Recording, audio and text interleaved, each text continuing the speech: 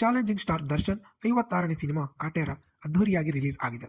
ಕೆಲವು ಚಿತ್ರಮಂದಿರಗಳಲ್ಲಿ ಅಭಿಮಾನಿಗಳಿಗಾಗಿ midnight show ಹಾಕಲಾಗಿತ್ತು.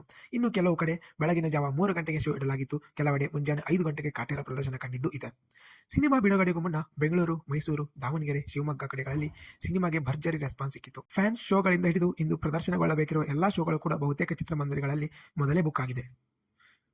ಹೀಗಾಗಿ ಟ್ರೇಡ್ ಎಕ್ಸ್ಪರ್ಟ್ಗಳು ಕಾಟೇರ ಮೊದಲ ದಿನ ಅಂದಾಜು ಗಳಿಕೆಯನ್ನು ಲೆಕ್ಕ ಹಾಕುತ್ತಿದ್ದಾರೆ. ಬುಕ್ ಮೈ ಶೋನಲ್ಲಿ ಮಧ್ಯರಾತ್ರಿ 1 ಗಂಟೆಗೆ ಸುಮಾರಿಗೆ 24 ಗಂಟೆಗಳ ಅಂತರದಲ್ಲಿ 56,000 ಟಿಕೆಟ್ಗಳು ಬುಕ್ ಆಗಿದ್ದವು. ಇನ್ನು ಅಭಿಮಾನಿಗಳಿಗಾಗಿ ಕಾಟೇರ ಸಿನಿಮಾದ ವಿಶೇಷ ಪ್ರದರ್ಶನಗಳನ್ನು ಏರ್ಪಡಿಸಲಾಗಿತ್ತು. ಸುಮಾರು 21 ಥಿಯೇಟರ್ಗಳಲ್ಲಿ ಮಧ್ಯರಾತ್ರಿ 12 ಗಂಟೆಗೆ ಶೋ ಅನ್ನು ಏರ್ಪಡಿಸಲಾಗಿತ್ತು.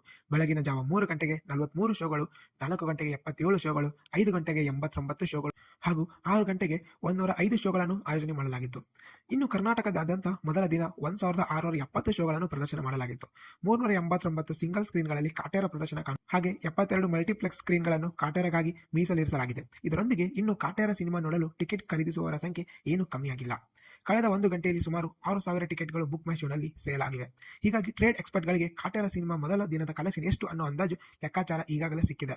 ಕನ್ನಡ ಚಿತ್ರರಂಗದ ವಿತರಕರ ಪ್ರಕಾರ ಅಡ್ವಾನ್ಸ್ ಬುಕಿಂಗ್ ಹಾಗೂ ಸ್ಪೆಷಲ್ ಶೋಗಳಿಂದ ಕಾಟೇರ ಮೊದಲ ಸಿನಿಮಾ 12 ಕೋಟಿಯಿಂದ 15 ಕೋಟಿವರೆಗೂ ಕಲೆಕ್ಷನ್ ಮಾಡಬಹುದು ಎಂದು ಅಂದಾಜು ಹಾಕಿದ್ದಾರೆ.